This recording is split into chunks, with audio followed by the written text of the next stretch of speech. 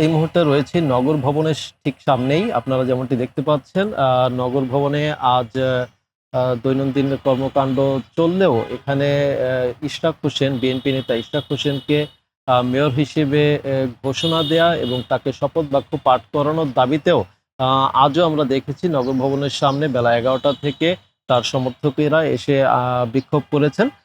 পরবর্তীতে বিকেল ৪টা নাগাদ তারা স্থান ত্যাগ করেন। এটাতে এখন আমরা যতটুকু বুঝতেছি ওদের ব্যক্তিগত আক্রোশের পর্যায়ে চলে গেছে। উনি দিবে না, আদালত দিবে, গভর্নমেন্ট দিবে, উনিও তো গভর্নমেন্টের পার্ট।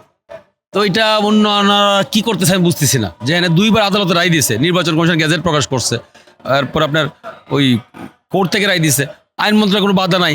কেন যে উনি আটকে রাখছে এটা বুঝতে পারতেছি না। তার মানে কি আমরা ধরে নেব ওনার এনসিপির জন্য এটা আটকে রাখছে? আজকে আসলে অবস্থান কর্মসূচি তো আমরা ইচ্ছাকৃতভাবে করতেছি না। আমরা কেন করতেছি? একটা ন্যায্য অধিকার, ন্যায্য দাবি প্রতিষ্ঠার জন্য করতেছি। বারবার কোর্ট রায় দিচ্ছে, নির্বাচন কমিশন গেজেট প্রকাশ করেছে। কোন অদৃশ্য স্বৈরাচারের বলে, কোন ফ্যাসিবাদের বলে এই শপথ পড়ানো হচ্ছে না, এটার জন্য তো আমাদের অবস্থান। এবং ঢাকাবাসী যে ঘোষণা দিয়েছেন মেয়রের শপথের পক্ষে, সেটা যৌক্তিক এবং ন্যায়সঙ্গত, আইনসঙ্গত। আইনসঙ্গত এর দিকে আমরা যারা ঢাকা দক্ষিণ সিটি কর্পোরেশন কর্মকর্তা কর্মচারী আছি সবাই একমত এবং তাদের দাবির সাথে একাত্মতা প্রকাশ করেছি। এখন বিষয় হচ্ছে শপথ, সেটা আপনিও জানেন, আমিও জানি, সাধারণ মানুষও জানে যে শপথ পড়ানোর বিষয়ে অন্তরায় কে? অন্তরায় হচ্ছে স্থানীয় বিভাগের যে বর্তমান উপদেষ্টা মহোদয় আছেন, উনি ওনার স্বেচ্ছাচারিতার কারণে বা ব্যক্তিগত আক্রোশের কারণে হয়তো এই প্রকাশ শপথের জন্য সে গড়িমসি করছে, টালবাহানা করছে। আমাদের কর্মসূচিটা, অবস্থান কর্মসূচি প্রতিদিনই চলতেছে। যতদিন পর্যন্ত ওনাকে শপথ না পড়াবে ততদিন পর্যন্ত কর্মসূচি চলবে। অফিসিয়াল কার্যক্রম, জরুরি সেবাগুলো চলমান আছে, চলতেছে, আর অন্য কোনো কার্যক্রম হচ্ছে না। আমরা যারা ভাবছিলাম আগস্টের 5 তারিখে ফেসিস্ট চলে গেছে, এখন দেখতেছি না, ওই ফেসিস্টের বীজ এখানে আছে, বর্তমানে অন্তর্বর্তী সরকারের আছে। আনাল একটা ন্যায্য অধিকার, কোর্টের রায় বাইলট করতেছে, এই সাহসটা পাইলো কিভাবে? জনগণ তো আর বুকা না, জনগণ তো বুঝতেছে। তো দেখা যাক কদ্দূর ওনারা কি করতে পারে, জনগণও কি করতে পারে। সামনে এটা প্রমাণ হবে জনতা না ক্ষমতা। নাগরিক সেবা, নাগরিকদের দেখভালের দায়িত্ব কার? রাষ্ট্রের। রাষ্ট্রের যারা অভিভাবক আছে তারা কি করছে? আমরা তো সাধারণ মানুষ, আপনাদের মতো সাধারণ মানুষ। আমরা প্রতিদিন 9টা বাজে আসি অফিসে, 5টা পর্যন্ত থাকি, থেকে চলে যাই। আমরা সেবা দেওয়ার জন্য প্রস্তুত। সেবা দেওয়ার অন্তরায় কে? সেবা দেওয়ার অন্তরায় হচ্ছে বর্তমান স্থানীয় সরকার বিভাগের ভদ্র মহোদয়, ভদ্র উপদেষ্টা, উনি হচ্ছে অন্তরায়। এই প্রশ্নটা ওনারা কে করবেন যে ঢাকাবাসীর যে প্রবলেম হচ্ছে, সমস্যা হচ্ছে, নাগরিক সেবা ব্যাহত হচ্ছে, এটার সৃষ্টি কে করছে? উনি করছে। উনি যদি শপথ, দেশের যে আইন, সংবিধান, মহামান্য হাইকোর্ট শপথ পড়ানোর বিষয়ে বলছে যে শপথ পড়াতে কোনো বাধা নেই। বাধাকে? বাধা হচ্ছে ওই স্থানীয় সরকার বিভাগ। সকল দায়ভার, নাগরিক সেবা ভোগান্তি ওনার উপর, আমাদের উপর না, প্লাস ঢাকাবাসীর উপরও না। আমরা ভুক্তভোগী, আমরা বর্তমানে বৈষম্যের শিকার। এক ফ্যাসিবাদ চলে গেছে, আরেক ফ্যাসিবাদের জন্ম নিচ্ছে।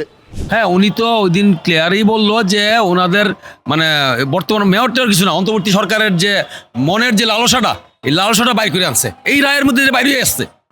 আমরা তো বুঝতে পারি নাই, সামনে আমাদের সংশয় আছে, জাতীয় নির্বাচনের সংশয় আছে। কারণ মেয়র নির্বাচন নিয়ে যে অবস্থা, তার মানে জাতীয় নির্বাচনটা কোন পর্যায়ে হবে কিছুটা ধারণা পাওয়া যাচ্ছে। এটা এখন পর্যন্ত মনে হয় 24 ঘন্টা 48 ঘন্টা স্থগিত আছে। তারপরে পরবর্তীতে ঊর্ধ্বতন নেতৃবৃন্দ যে সিদ্ধান্ত নেয় আমরা সেই সিদ্ধান্ত পারবো। আর পদত্যাগ চাওয়াটা স্বাভাবিক। ওনারা অন্তর্বর্তী সরকার মানে কি একদম নিরপেক্ষ সরকার? ওনারা তো নিরপেক্ষ না। এই 2 না 3 জন উপদেষ্টা তো এনসিপির সাথে জড়িত। আমরা ধারণা করছিলাম এই সরকাররা কিন্তু আমাদের জনগণ, দলগুলা সবাই সহযোগিতা করতেছে, কিন্তু এখন যে পর্যায়ে দেখতেছি যে না, এনে স্বৈরাচারের বীজ আছে, ফ্যাসিস্টের বীজ আছে, ওরা এই কাজটা করতেছে। এটা পুরোপুরি নির্ভর করে ওই যে আমি ভদ্রলোকের কথা বলছি, স্থানীয় সরকার বিভাগের উপদেষ্টা আসিফ মাহমুদ সচিব ভূঁইয়া, উনি যতদিন চায় ততদিন চলবে। না, এটা আসলে জনপ্রিয়তা বাড়া না বাড়ার ব্যাপার না। ইশরাক সাহেবের নামের বেশি ইতিহাস আছে। উনি সাবেক মেয়র, বীর মুক্তিযোদ্ধা জনাব সাদেক হোসেন খুকার ছেলে। সাদেক হোসেন ছিল এই অবিভক্ত মেয়র। ওনার যে জনপ্রিয়তা এবং ইশরাক সাহেব তরুণ নেতৃত্বে ওনার জনপ্রিয়তা, হ্যাঁ, এই জনপ্রিয়তা ভালোবাসা থেকে মানুষ আসছে। জনপ্রিয়তা ব্যাপার না, ওনাকে মানুষ পছন্দ করে, ভালোবাসে, পুরান ঢাকার মানুষ ভালোবাসে, এই ভালোবাসা টানে আসছে। আশা করি তো পারবে, হ্যাঁ, আশা না করা পারবে, যেহেতু ওনার আব্বাও সফল ছিল, আশা করি উনিও সফল হবে। হ্যাঁ, ওনার আব্বা ছিল এক ধরনের, উনি ছিল এক ধরনের। উনি আরো ডাইনামিক, আরো স্মার্ট। ওনার কোনো বিন্দুমাত্র লোভ লালসা আমরা এখন পর্যন্ত পাই নাই। তাই সেহেতু আমরা আশা করি যে ঢাকার বাসীর যে চাহিদাটা উনি পারবে, পূরণ করতে পারবে। আমাদের কেন জানি মনে হচ্ছে যে এলজিডি উপদেষ্টা আসিফ মাহমুদ সজীব ভুঁইয়া হয়তো উনিও ভালো বলতে পারবে, কিন্তু আমরা যারা মিন করতেছি হয়তো উনিও চাচ্ছে মেয়র হতে। ওনাদের ধারণা এরকম, কিন্তু মেয়র হইতে হলে তো বুট লাগবে, বুটে আসতে হবে। ওনারা তো জনগণ চাইতে হবে, ওনারা তো কুড়ারও থেকে মন্ত্রী হয়ে গেছে গা, উপদেষ্টা হয়ে গেছে গা। আর ইসলাক সাহেব তো কুড়াই হয় নাই, ইসলাক সাহেব তো নির্বাচনের মাধ্যমে আসছে। হ্যাঁ, তো এখন এটা আমরা তো অন্য করে দেখতেছি না, আমরা একমাত্র দেখতেছি আসিফ মাহমুদ সজীব ভুঁইয়া। স্থানীয় সরকার বলে দিলেই শপথ হয়ে যা, এবং তো বাধা তো অন্য কেউ দিচ্ছে না।